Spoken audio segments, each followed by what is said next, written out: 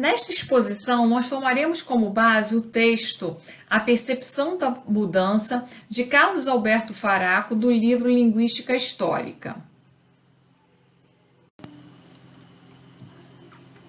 A realidade empírica central da linguística histórica é o fato de que as línguas humanas mudam com o passar do tempo. Em outras palavras, as línguas humanas não constituem realidades estáticas, ao contrário, sua configuração estrutural se altera continuamente no tempo. E é essa dinâmica que constitui o objeto de estudo da linguística histórica. Os falantes normalmente não têm consciência de que sua língua está mudando. Parece que, como falante, construímos uma imagem da nossa língua que repousa na sensação de permanência do que na sensação de mudança. Muitas são as razões para se criar uma tal imagem da língua, como se a língua não modificasse, não sofresse alteração. Entre elas, o próprio fato de que as mudanças linguísticas, embora ocorram continuamente, se dão de forma lenta, o que faz com que só excepcionalmente percebamos esse fluxo histórico no nosso cotidiano de falantes. Além disso, as mudanças atingem sempre parte, se não o todo da língua, o que significa que a história das línguas se vai fazendo num complexo jogo de mutação e permanência, reforçando aquela imagem antes estática do que dinâmica que os falantes têm de sua língua. Por outro lado, as culturas que operam com a escrita que é uma realidade mais estável e permanente que a língua falada, então essas culturas que operam com a escrita desenvolvem um padrão de língua que é codificado em gramáticas, cultivado pelos letrados, ensinado pelas escolas. Então, a escrita acaba adquirindo um estatuto de estabilidade e permanência maior do que as outras variedades da língua, funcionando consequentemente não só como resfriador temporário de mudanças, mas principalmente como ponto de referência para a imagem que os falantes constroem da língua. Aqui nós temos um exemplo retirado do livro Português da Gente, de Rodolfo Hilary, tá?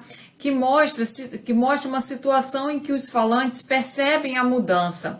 A primeira situação é quando esses falantes são expostos a textos muito antigos escritos em sua língua. Então aqui nós temos um anúncio publicitário de 1854. Vejam o formato desse anúncio, a forma como esse anúncio é escrito. Paranaguá, Paraná, 1854, Albarato Soares Mavinier, Rua da Ordem, número 1, em Paranaguá.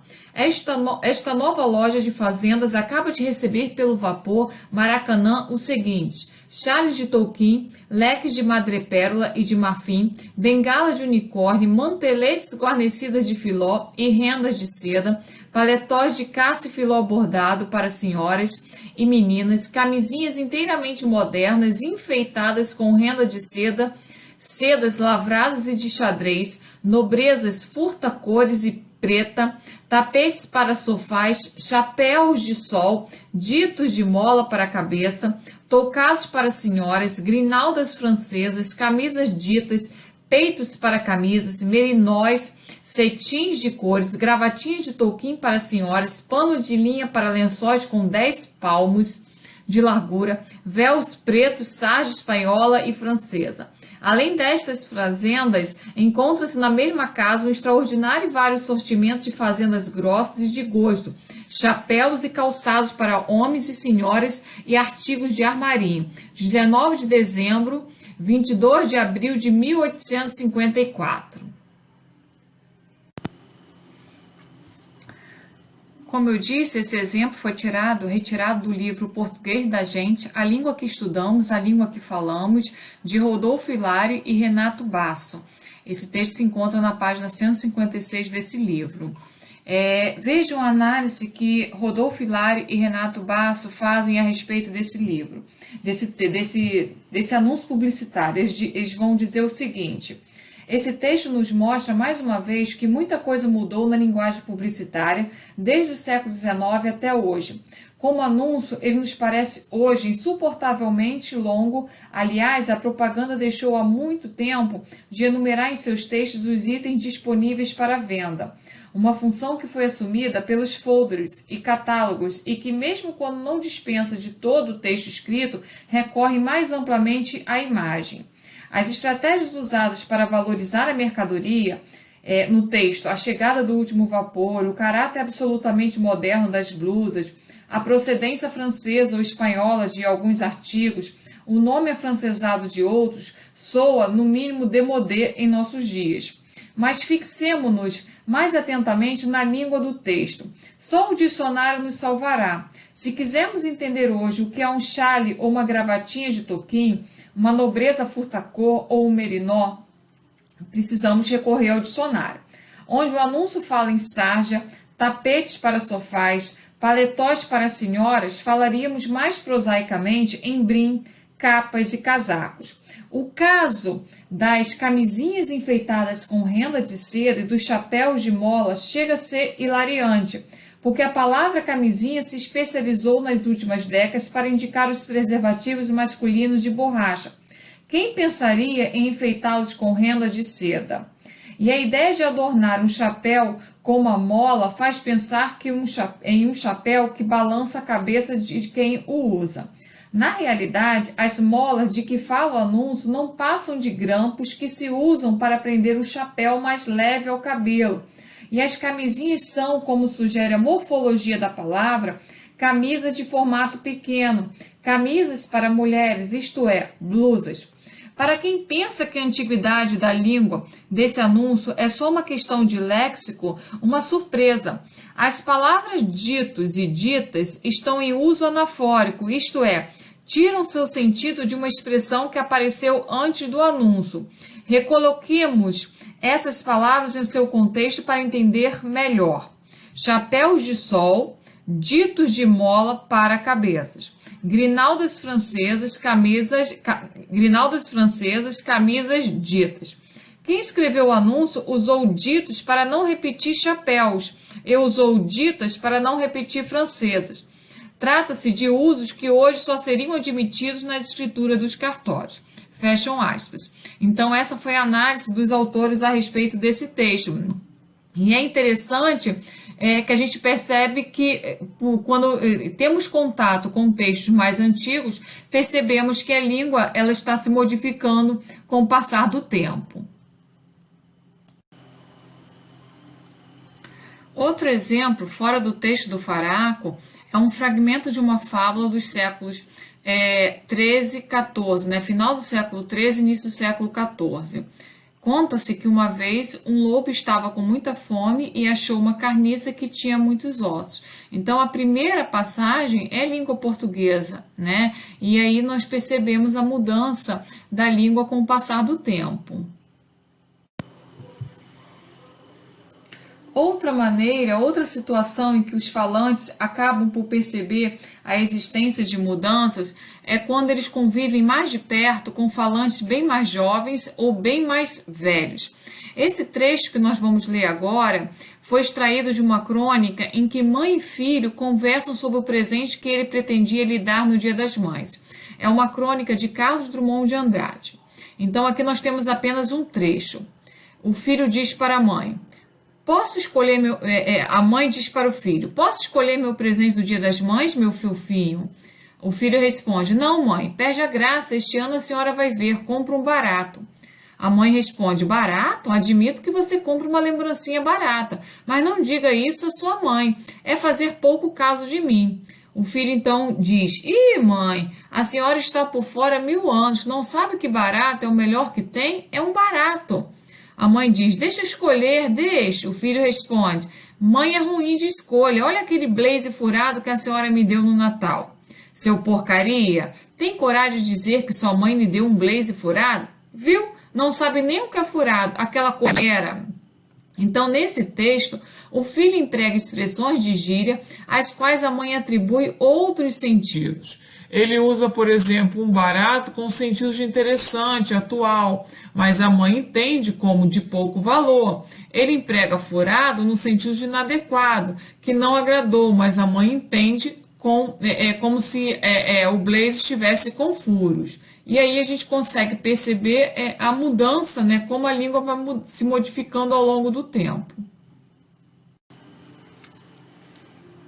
Outras situações em que os falantes acabam por perceber a existência de mudanças é quando eles interagem com falantes de classes sociais que têm estado excluídas da experiência escolar e da cultura escrita, ou que têm pouco acesso a ambas. Uma outra situação é quando esses falantes escrevem e encontram dificuldades para se adequar a certas estruturas do padrão cultivado socialmente na escrita. Então, no fluxo do tempo, a língua se transforma, isto é, estruturas e palavras que existiam antes não ocorrem mais, ou estão deixando de ocorrer, ou então ocorrem modificadas em sua forma, função ou significado. Carlos Alberto Faraco, no texto, na página 11, ele traz um trecho de um texto, de uma lenda, e que eu retiro aqui alguns trechos para mostrar essa mudança. Por exemplo, na passagem, ele quis-lhe mal, porém, e por isto. Na verdade, ele lhe quis mal, por isso, e por isso. Esse porém aqui dentro do texto, na época em que foi escrito o texto, ele tinha o sentido de por isso. Outro exemplo, mas ela, por asventura, por sua sorte, casou-se melhor que nenhuma das outras. Cá se pagou dela o el-rei de França e filiou-a por mulher. Então, hoje diria, mas ela, por sua sorte, casou melhor que as outras, porque se agradou, em vez de se cá se pagou dela o rei da França, porque se agradou dela o rei da França e tomou-a por mulher, e não filiou-a por mulher. E depois seu padre dela, em as velhice, filiaram-lhe seus genros à terra. Então nós diríamos, e depois a seu pai, em sua velhice, tiraram-lhe os genros à terra. Então filiaram-lhe, tem o sentido de tomar, E honraram-no mentre foi vivo, mentre foi vivo. E honraram enquanto foi vivo. E morreu em seu poder, e morreu na casa deles.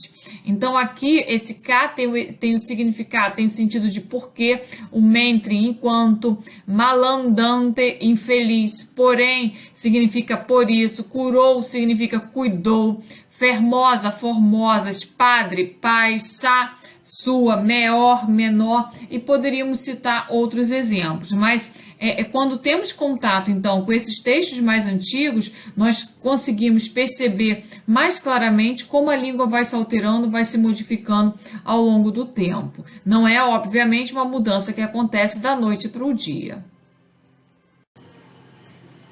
Não é por acaso que essas situações podem levar o falante a perceber no tempo presente a ocorrência de mudanças em sua língua.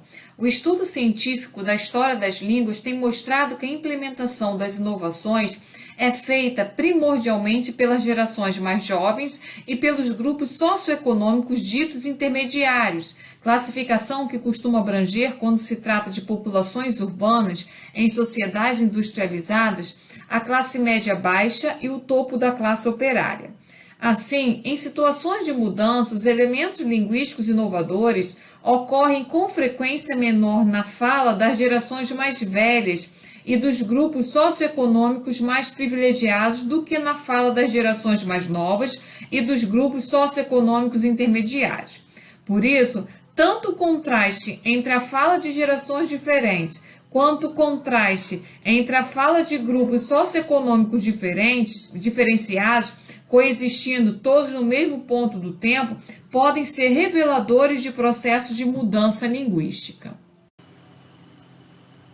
Agora, deve ficar claro que não é qualquer diferença de fala entre gerações ou entre grupos socioeconômicos que pode estar indicando mudança. Muitas dessas diferenças são apenas variantes características da fala de cada grupo e nada tem a ver, em princípio, com mudança. Daí se dizer em linguística histórica que nem toda variação implica mudança, mas que toda mudança pressupõe variação, o que significa, em outros termos, que a língua é uma realidade heterogênea, multifacetada e que as mudanças emergem dessa heterogeneidade, embora de nem todo fato heterogêneo resulte necessariamente mudança. Então, para ocorrer a mudança, primeiro um fato passou por uma variação, mas às vezes um fenômeno ele fica só como uma variação linguística. Para ser tido como mudança linguística, é preciso realmente afetar o sistema da língua, é preciso ser aceito, esse fenômeno é preciso que ele seja aceito por todos os falantes, que seja aceito pela gramática normativa, para que se efetive como uma mudança linguística, senão fica apenas no nível da variação linguística. Então, o que geralmente indica para o pesquisador a possível existência de uma mudança em progresso é o surgimento na distribuição estatística dos dados que correlacionam variantes linguísticas com grupos socioeconômicos e com grupos etários diferentes de um padrão curvilíneo, isto é, um uso mais frequente que uma variante nos grupos socioeconômicos intermediários e nas gerações mais jovens, em contraste com o padrão linear nos outros grupos socioeconômicos e etários. Diante de situações que sugerem mudança em progresso no tempo presente, deve o linguista fazer pesquisas na dimensão do chamado tempo real, isto é, deve levantar dados de diferentes períodos da história da língua em busca de ratificar a sua hipótese de que a língua está sofrendo, está passando por alguma mudança. Se é efetivamente uma mudança ou se é só uma variação linguística. Agora nós vamos falar um pouquinho sobre a língua escrita e a mudança. Então, outra fonte possível de detecção de eventuais mudanças em progresso é o contraste entre a língua escrita e a língua falada. Isso porque a língua escrita normalmente é mais conservadora que a língua falada.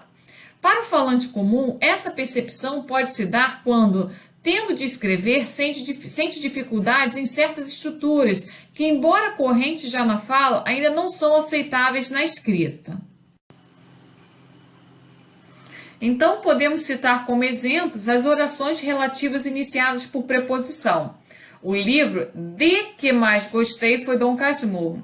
Então, esse tipo de construção, essas orações relativas iniciadas por preposição, estão em franco processo de desaparecimento no vernáculo, isto é, na língua falada em situações espontâneas de interação, nas quais se diz preferencialmente o livro que mais gostei foi Dom Casmurro. Se tira a preposição de, o livro que mais gostei. E a norma culta diz o livro de que mais gostei. Então, apesar disso, essas orações relativas se mantêm fortes na língua escrita e, por isso mesmo, constituem uma dificuldade especial para aqueles que escrevem, principalmente para os que ainda não desenvolveram domínio amadurecido da escrita, dificuldade que pode despertar no falante a percepção de que sua língua está mudando. Outros exemplos da oralidade. Já tinha acontecido antes, por isso não preocupei, ao invés de não me preocupei. Por isso não preocupei, ao invés de dizer não me preocupei. Para mim fazer, ao invés de dizer para eu fazer. Tu é ou tu vai na oralidade, ao invés de tu és, tu vais. Na oralidade, eu vi ele, ao invés de eu ouvi.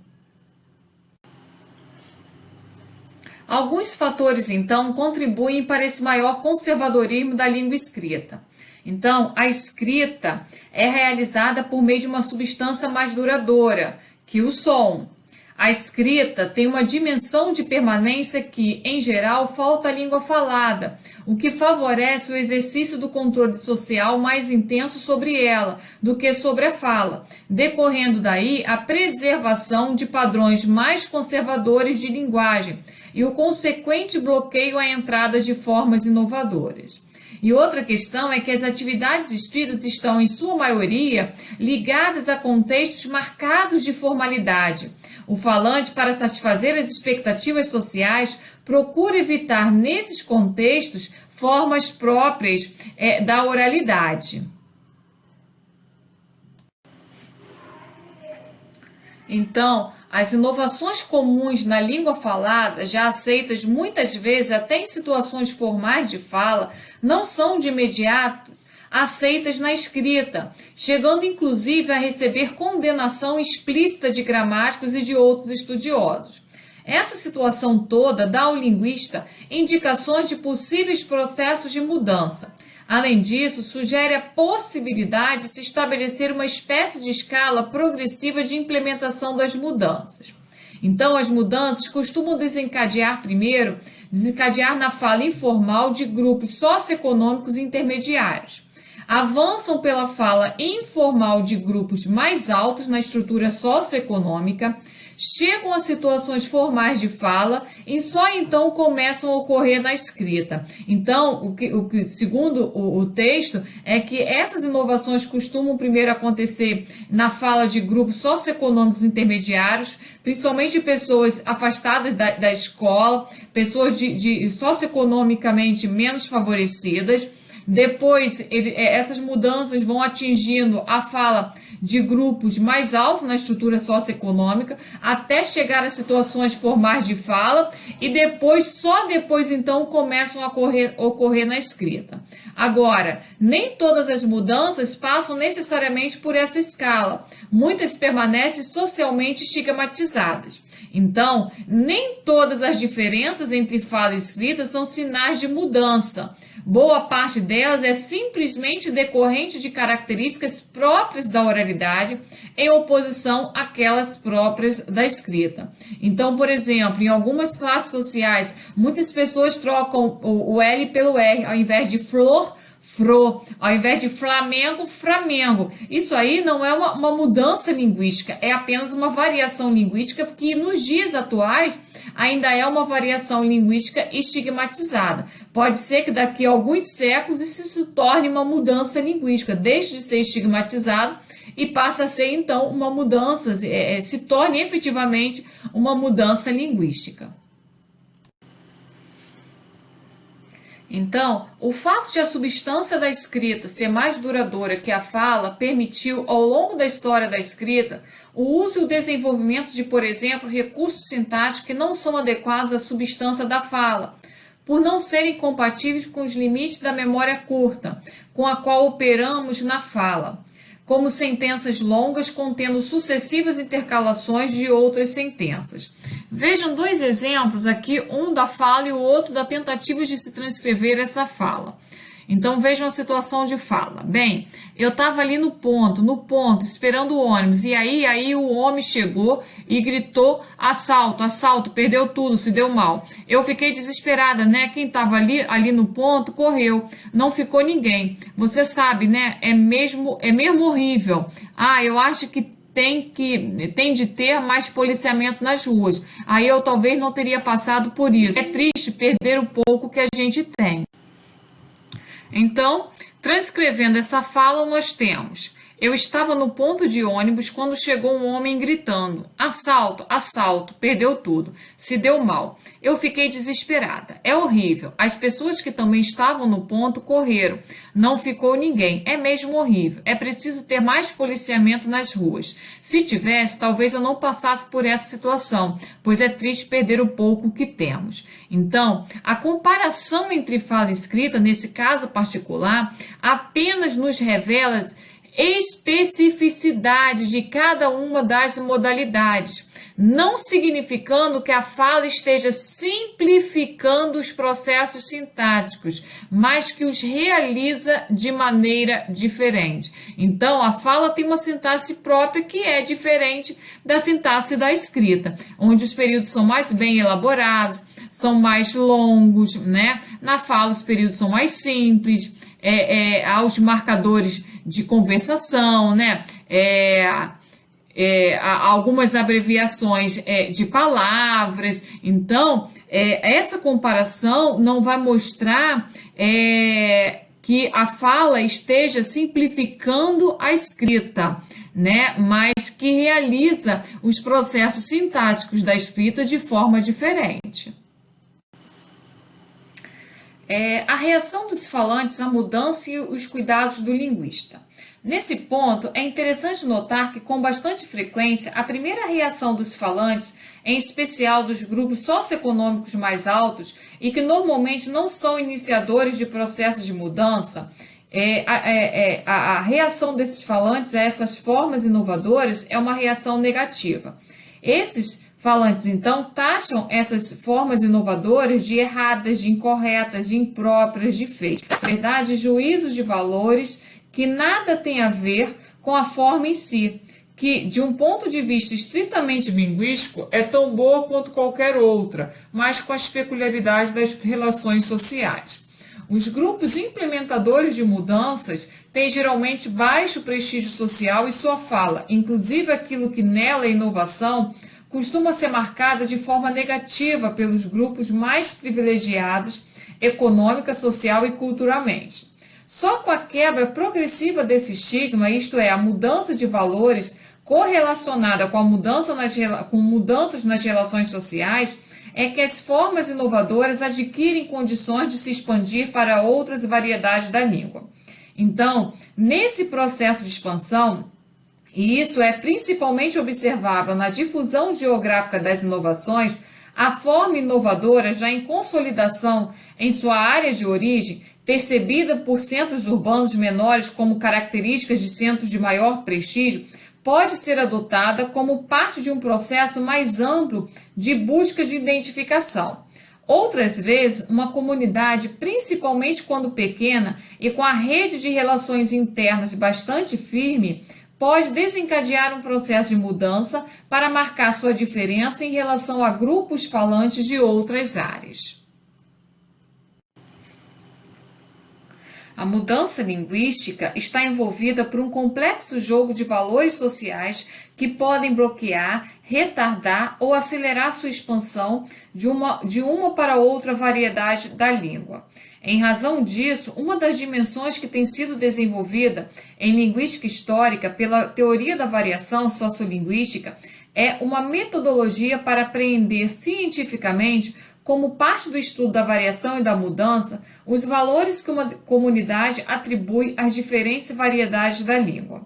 Quem se inicia em linguística histórica, porém, tem uma tarefa anterior. Como qualquer cientista social, precisa estar particularmente atento para evitar transferir juízos de valor do senso comum para o trabalho de descrição e de interpretação dos fenômenos linguísticos, em especial quando se trata de realidade de sua própria língua, porque esses juízos não têm, na maioria das vezes, base empírica e não passam de enunciados preconceituosos. Embora não esteja, como prática cultural que é, livre do jogo social de valores, tem como fundamento um compromisso forte com os fatos. Assim, faz parte da formação para a ciência o desenvolvimento de uma atitude intelectual capaz de separar os fatos claramente dos valores de senso comum que recaem sobre eles. O estudante tende a acostumar-se a submeter à crítica rigorosa e permanente os juízos sociais sobre a língua, procurando se livrar dos preconceitos e respaldando sempre suas próprias afirmações com dados empíricos. Em linguística, uma das maneiras de começar a fazer isso é acostumar-se a olhar a língua como uma realidade heterogênea, buscando compreender as bases dessa heterogeneidade, porque é justamente a variedade da língua no espaço geográfico, na estrutura social e no tempo, uma das realidades que mais reações sociais preconceituosas suscita. Essa compreensão será, além disso, indispensável para quem especificamente pretende estudar a história das línguas, já que é de tal heterogeneidade que emerge a mudança. Então, um dado empírico fundamental é que qualquer língua humana é sempre um conjunto de variedades. Então, um dos desafios para quem começa a estudar a história das línguas é justamente aprender a lidar com a realidade heterogênea das línguas humanas. Isso, no mais das vezes, exige um rompimento radical com a imagem da língua cultivada pela tradição gramatical e veiculada pela escola. Imagem que procura homogeneizar a realidade linguística, cristalizar uma certa variedade como sendo a única, identificando-a como a língua e excluindo todas as outras como incorretas. Então, a linguística tem mostrado que não existe língua homogênea. Toda e qualquer língua é um conjunto heterogêneo de variedades. Então, nesse sentido, quando usamos rótulos como português, árabe, japonês, chinês, turco para designar realidades linguísticas, não fazemos referência a uma realidade homogênea ou a um padrão único de língua, mas sempre a um conjunto de variedades. Então, cada variedade é resultado das peculiaridades das experiências históricas e socioculturais do grupo que a usa, como ele a constituiu, como é a sua posição na estrutura socioeconômica, como ele se organiza socialmente, quais seus valores e visão de mundo, quais suas possibilidades de acesso à escola, aos meios de informação e assim por diante. Então, como nós temos aqui no gráfico ao lado, se pensarmos na língua portuguesa, o conjunto da língua portuguesa, dentro desse conjunto de língua portuguesa, nós temos uma variedade de formas de se expressar, né, de línguas, a forma dos vaqueiros do sertão, das pessoas que vivem no campo, das pessoas que vivem nas grandes cidades, dos pescadores do litoral, mas todos falam a mesma língua, a língua portuguesa. E isso aqui só mostra a questão da heterogeneidade linguística. Então, no país como o Brasil, por exemplo, um grupo de pescadores do litoral tem uma história e uma experiência muito diferente daquelas vividas por um grupo de vaqueiros do sertão. Assim também, um grupo que vive no campo tem história e experiências muito diversas dos grupos que vivem nas grandes cidades. No contexto das cidades, os grupos socioeconômicos mais privilegiados se diferenciam em história e experiência dos grupos menos privilegiados. O mesmo se pode dizer de comunidades afastadas no tempo, como os brasileiros no início do século XVII e os brasileiros dos fins dos séculos XX. Dessa diferenciação decorre o fato de cada um desses grupos falar diferentemente. Então, o português é assim, falado diferentemente por falantes de Salvador e por falantes de Porto Alegre. Em Salvador ou em Porto Alegre, falantes de classe socioeconômica alta falam diferente de falantes de classe socioeconômica baixa. Os falantes falam diferentemente em situações formais, num discurso, por exemplo, em situações informais, numa conversa de bar, por exemplo. Então, as falas rurais diferem das urbanas, falantes do século XIII falam diferentemente de nós, e os exemplos se sucedem, revelando uma complexa rede de correlações entre variedades linguísticas e fatores sociais, culturais, geográficos, estilísticos e temporais. Para mostrar mais uma vez essa heterogeneidade linguística, eu trago aqui um exemplo, um trecho de um poema de Antônio Gonçalves da Silva, que é mais conhecido como Patativa do Assaré, em que ele manifesta características do falar nordestino. São apenas 2 estrofes. Cante lá que eu canto cá. Poeta cantor da rua, que na cidade nasceu, cante a cidade que é sua, que eu canto o sertão que é meu. Pra gente cantar o sertão, precisa nele morar, ter almoço de feião e o jantar de mucunzá, viver pobre sem dinheiro, trabalhando o dia inteiro, socando dentro do mato. É só um trechinho desse poema. Aqui nós já percebemos algumas características, né, dessa variedade linguística. A redução dos verbos no infinitivo, né, em vez de cantar, cantar, em vez de morar, morar. A monotongação, ao invés de dinheiro, dinheiro, ao invés de inteiro, inteiro. A despalatização, trabalhando, passa trabalhando, né? A redução também de outras palavras que terminam pela consoante R, cantor, cantor, a troca, né? O rotacismo, em vez de almoço para armoço, né? Então, são apenas alguns exemplos para mostrar essa questão da heterogeneidade linguística. Então, do ponto de vista exclusivamente linguístico, isto é, estrutural, imanente, inerente, as variedades se equivalem e não há como diferenciá-las em termos de melhor ou pior, de certo ou errado. Todas têm organização, todas têm gramática e todas servem para articular a experiência do grupo que a usa. A diferença de valoração das variedades se cria socialmente. Algumas variedades, por razões políticas, sociais, culturais, adquirem uma marca de prestígio. Normalmente, trata-se daquelas variedades faladas por grupos privilegiados na estrutura social de poder, e outras não. No caso da sociedade brasileira, por exemplo, as variedades rurais não têm prestígio social. Só algumas variedades urbanas.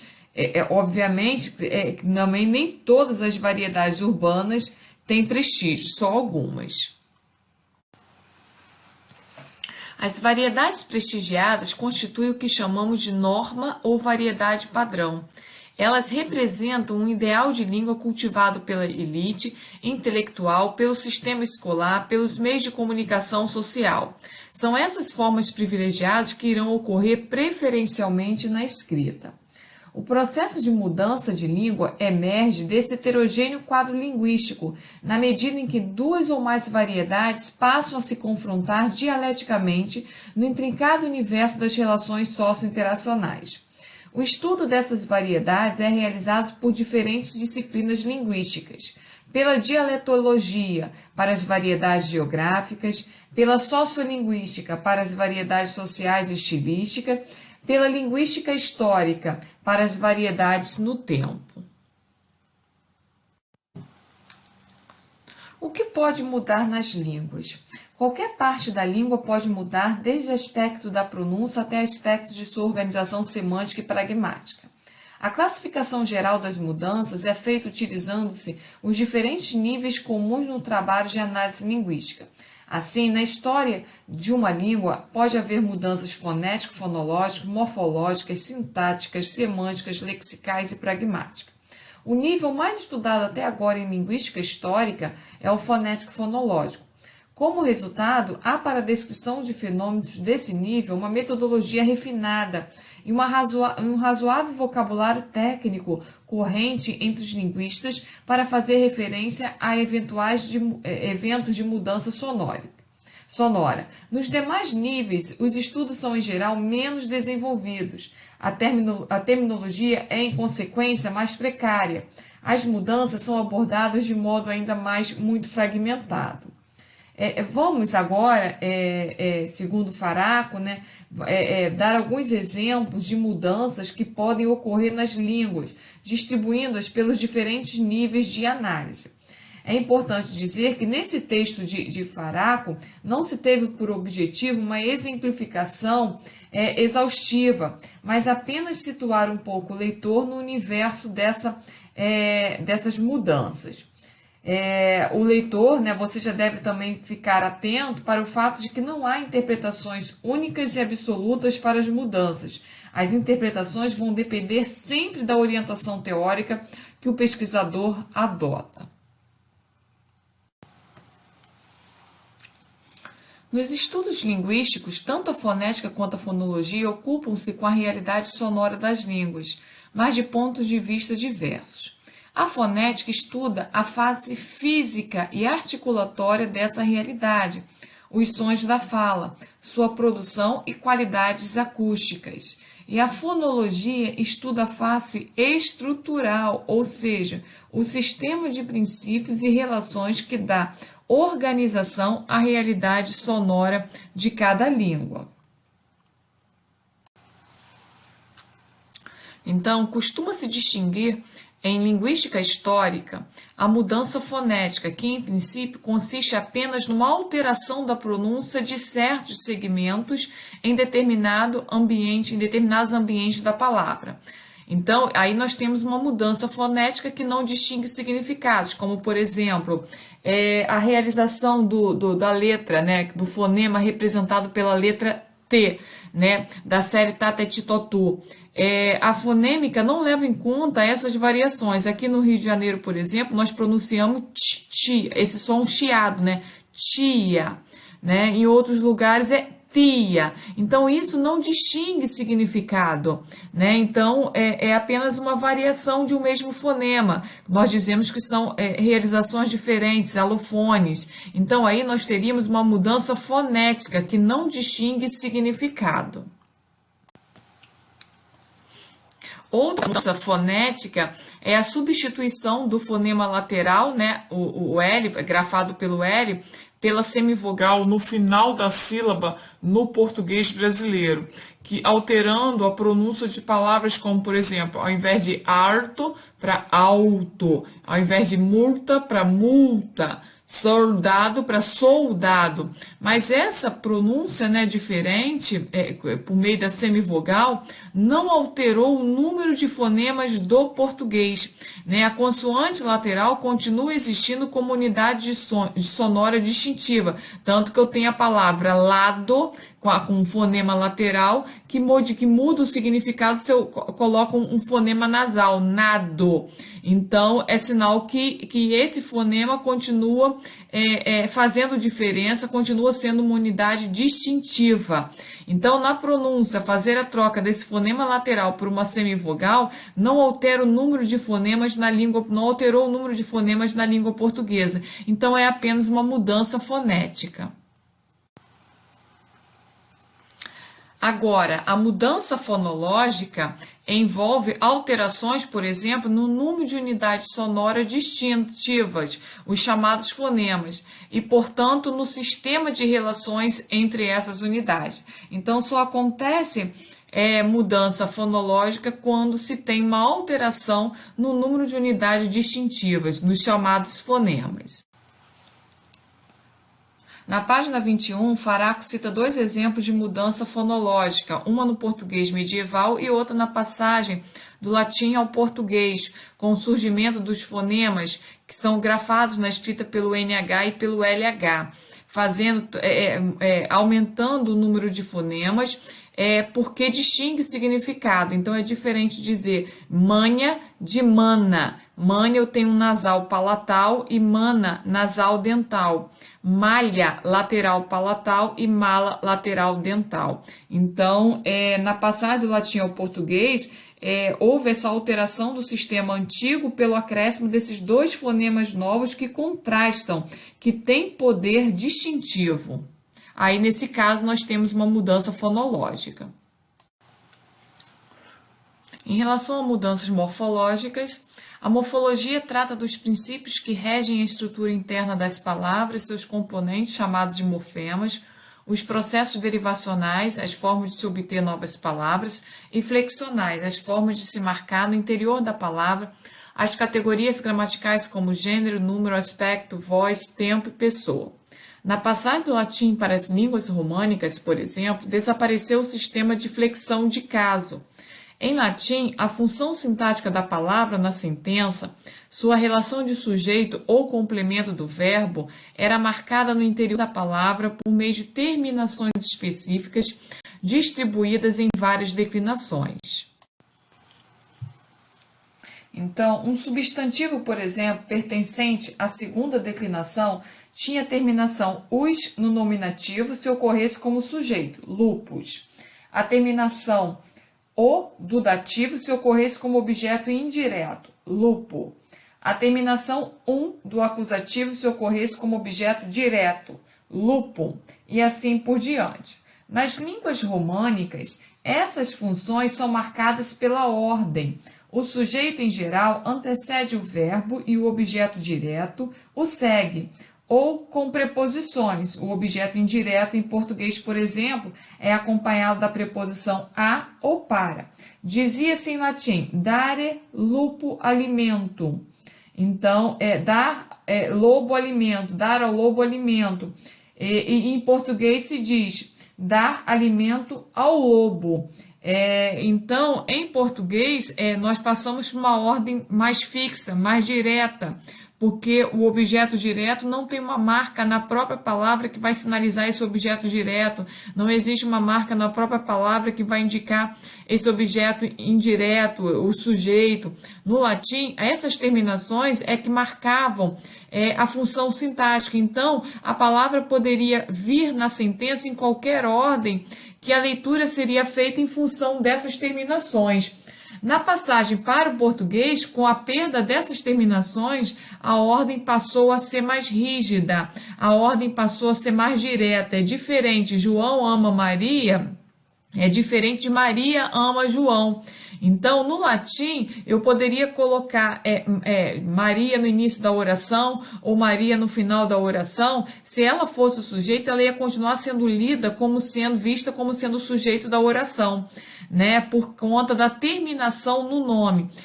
Na passagem para o português, com a queda dessas terminações, essa ordem passou a ser rígida, porque dizer Maria ama João é diferente de João ama Maria. A função sintática de Maria na primeira oração, Maria ama João, ela é sujeito, mas se eu coloco João ama Maria, Maria passa a objeto direto.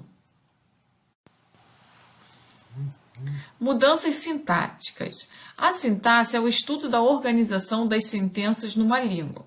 Para dar um exemplo de sintaxe histórica, pode-se tomar a questão da ordem dos constituintes no interior da estrutura da sentença, o que eu estava falando anteriormente.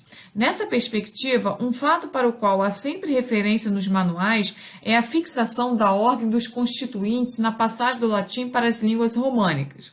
Numa língua como o latim, em que as palavras têm, como vimos, flexão de caso para indicar sua função sintática, sua ordem na estrutura sentencial é mais livre.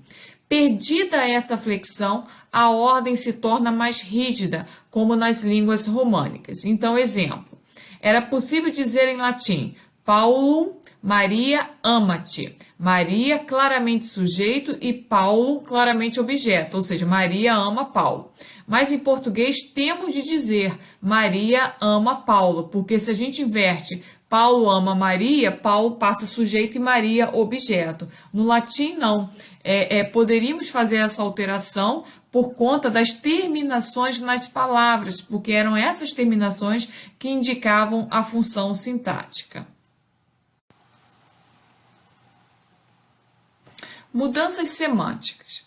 A semântica trata da significação. Em linguística histórica, a mudança semântica tem sido abordada na perspectiva da palavra, isto é, como um processo que altera o significado da palavra. Há várias taxonomias dessas alterações que são, em geral, discutidas em conjunto com as chamadas figuras de linguagem, metáfora, metonímia, hipérbole, porque se acredita que o processo de criação de figuras, na medida em que é um processo gerador de novas significações, tem consequência para a mudança de significado das palavras. Faraco cita alguns exemplos que eu vou reproduzir aqui. Então, na semântica histórica, fala-se, por exemplo, de processos que reduzem, restringem o significado da palavra e de outros que ampliam o significado.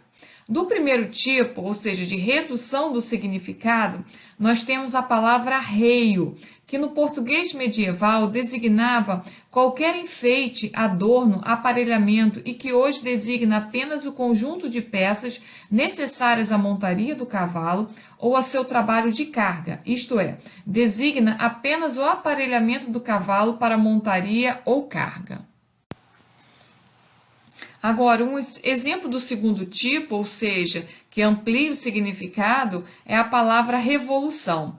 Originalmente era um termo astronômico que designava movimento regular, sistemático e cíclico dos corpos celestes. Seu significado ampliou-se ao ser introduzido no campo semântico da política, passando a designar também movimentos sociais alteradores de uma ordem estabelecida. Hannah Arendt, em seu livro Da Revolução, faz, na perspectiva do cientista social, um estudo dessa evolução, mostrando como no início dessa expansão semântica o termo tinha um significado de movimento social restaurador de uma ordem anterior, ligado ao significado original de ciclo, volta. e só mais tarde adquiriu o seu significado atual de destruição de uma velha ordem e construção de um mundo novo. Um estudo tradicional nessa área é a etimologia, que busca recuperar a história de cada palavra, isto é, as relações que uma palavra tem com a unidade lexical de que se origina. Por meio do estudo etimológico, é possível recuperar, muitas vezes, a sequência histórica das alterações do significado das palavras. Assim, por exemplo, a palavra rubrica, que hoje tem o significado de assinatura abreviada, significou originalmente terra vermelha, depois tinta vermelha, mais tarde título dos capítulos das leis escritos nos antigos manuscritos em tinta vermelha. Permanece ainda hoje o significado genérico de título ou entrada. Em seguida, sinal, marca, ainda hoje corrente, chegando finalmente ao significado de assinatura abreviada. Então, rubrica hoje tem o significado de assinatura abreviada. Ainda tem também o significado genérico de título, entrada, sinal, marca, mas aquele significado anterior de terra vermelha, depois de tinta vermelha, isso foi perdido, né, esse significado inicial.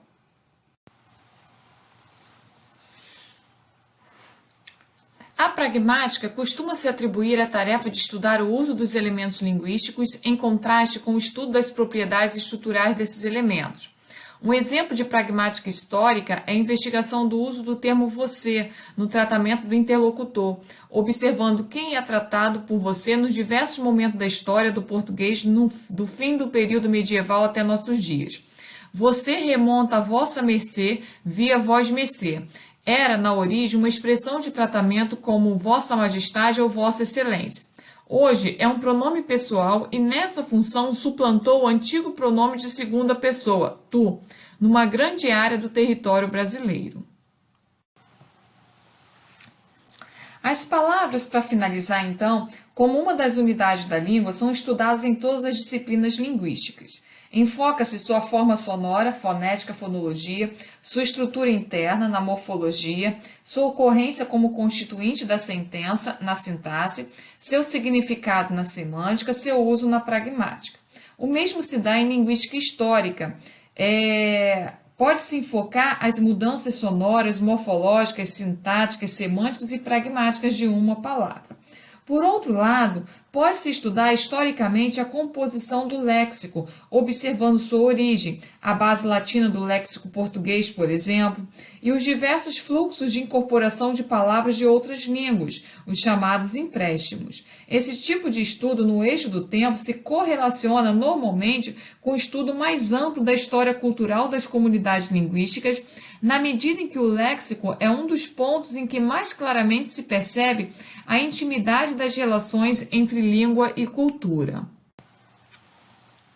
Vale chamar a atenção que as mudanças não se dão de forma estanque em cada nível. Os níveis são divisões feitas pelos linguistas com objetivos analíticos, enquanto a realidade linguística é uma totalidade, isto é, devemos estar sempre alertas tanto para o fato de que as mudanças podem ocorrer em várias partes da língua, quanto para o fato de que essas diversas mudanças podem estar interrelacionadas. Um exemplo tradicional dessa interrelação é o desaparecimento do sistema de casos do latim na passagem para as línguas românicas. Costumam os estudiosos dizer que o processo se iniciou com o enfraquecimento dos sons no final das palavras, uma mudança sonora, que afetou, em consequência, os morfemas de caso, e aí nós temos uma mudança morfológica, e que culminou com a fixação de uma ordem mais rígida dos constituintes da oração, e aí uma mudança sintática. Então, por aí se percebe essa inter-relação na mudança. Para finalizar, Faraco chama atenção para os termos inovador e conservador para designar respectivamente o elemento que se expande alterando o aspecto da configuração da língua e o elemento velho, isto é, a variante que representa a configuração mais antiga da língua. Ele chama atenção para o fato de que esses dois termos não têm, em linguística histórica, qualquer dimensão valorativa. Não há em inovador um tom positivo, nem em conservador um tom negativo. São apenas termos descritivos. Então, finalizando, as mudanças não se dão de forma estanque em cada nível, as mudanças podem ocorrer em várias partes da língua e essas diversas mudanças podem estar interrelacionadas.